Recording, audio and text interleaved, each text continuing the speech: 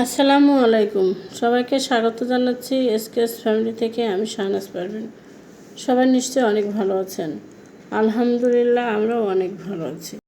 এবার ঈদে বাড়ি যাওয়া হয়নি, মনটা বেশ খারাপ লাগছিল। বাড়িতে ঈদ করলে অনেক মজা হয়, তো বাইরে ঈদ, বাসা বাড়ির ঈদ ভালো লাগে না। তো বাড়ি গিয়েছিলাম না, কিন্তু মা কিছুতেই ছাড়ছে না। বারবার বলাতে অবশেষে আমরা ঈদের পরের দিন বাড়ি যাচ্ছি। আর এবার সরাসরি অবশ্য বাড়ি যাব না, প্রথমে বড় আপার বাসায় যাব।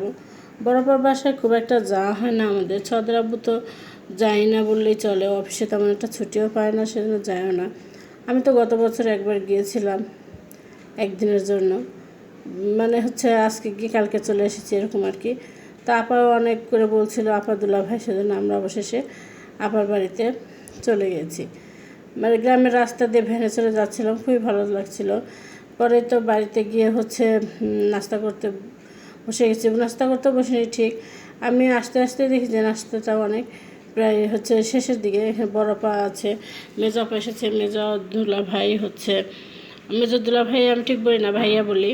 আর মেজো আপার ছেলে মেয়ে, তো সবাই মিলে একসঙ্গে নাস্তা করে আড্ডা দিয়ে তারপরে রান্নাঘরে এসে দেখি যে বড় আপা রান্না করেছে খাসির মাংস, তার সঙ্গে আছে চাউলের একটা রুটি। তো সেই সব আমরা রাত্রে ছিলাম আপার বাসায়, যেহেতু ভাতটা সব কিছু খেয়ে নিয়েছি। আর এটা পরের দিন সকালের ভিডিও। সকালে বড় আপা পিঠা বানাচ্ছিল, নারকেল পুলি। মেজো আপার বড় আপা দুজন মিলে পিঠা বানাচ্ছিল। আর আমি বললাম, তাহলে আপা আজকে রান্নাটা না হয় একটু আমিই করি। তা আমি এক চুলায় তরকারি বসিয়ে দিয়েছিলাম, আর এক চুলায় পিঠাগুলো ভেজে নিচ্ছিলাম। আর দুলাভাইরা যেহেতু গল্প করছে, তো গরম গরম পিঠা খেতে অনেক মজা লাগবে।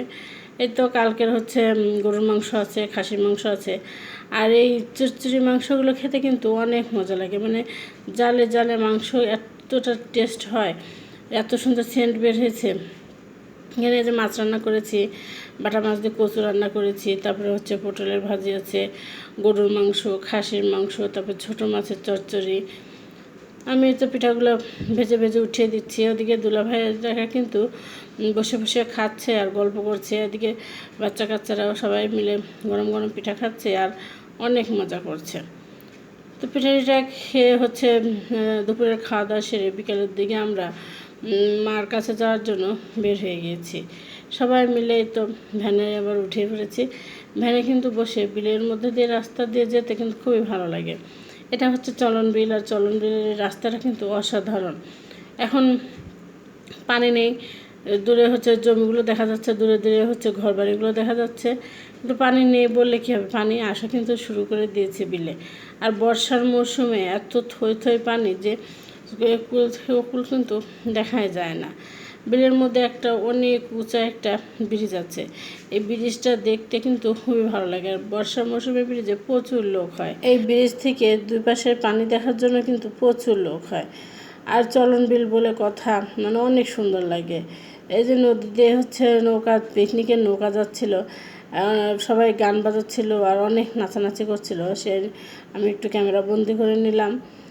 আর এই তো আবার আমরা চলতে শুরু করেছি। সামনে পানি আসছে, এত পানির স্রোত, আর এত সুন্দর লাগছিল পানি আসা দেখতে। কিন্তু আসলে ভ্যানের উপর থেকে তেমন ভিডিও করা যায়নি পানি আসাটা। ওই যে দেখা যাচ্ছে, কিন্তু দেখেন প্রচুর কিন্তু স্রোত, একদম পানি আসছে কি জোরে জোরে। আর এই যে পানিগুলো এসে কিন্তু দুই পাশে আবার পুকুর আছে, সে পুকুরগুলোতে ভরে যাচ্ছে। হয়তোবা আজকে রাতের মধ্যেই বিলে পানি আসবে, রাস্তাটাও হয়তো ডুবে যাবে। দেখতে কিন্তু খুবই ভালো লাগছিল।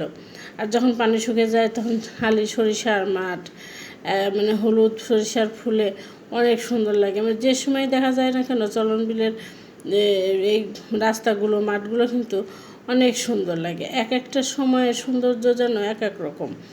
বর্ষার মৌসুমে পানির এক সৌন্দর্য, আবার শুকনো মৌসুমে কিন্তু সরিষা ফুলের এক সৌন্দর্য। আবার পুকুরগুলোতে এত পরিমাণে হাঁস। এই যে ভ্যানে যাচ্ছিলাম, নাবিল চিপস খাচ্ছিল, আর আমরা সবাই মিলে ওর সঙ্গে অনেক মজা করে গল্প করছিলাম। নাবিল আমার বোনের ছেলে, ও অনেক ভদ্র, এত সুন্দর কথা বলে ও। এখন মার এখানে আসছি, বাড়ি এখনও পাইনি, আর অল্প একটু গেলেই আমাদের বাড়ি। তো সবাই ভালো থাকবেন, আজ এই পর্যন্তই। পরবর্তী ভিডিও দেখার জন্য আমন্ত্রণ রইল। আল্লাহ হাফেজ।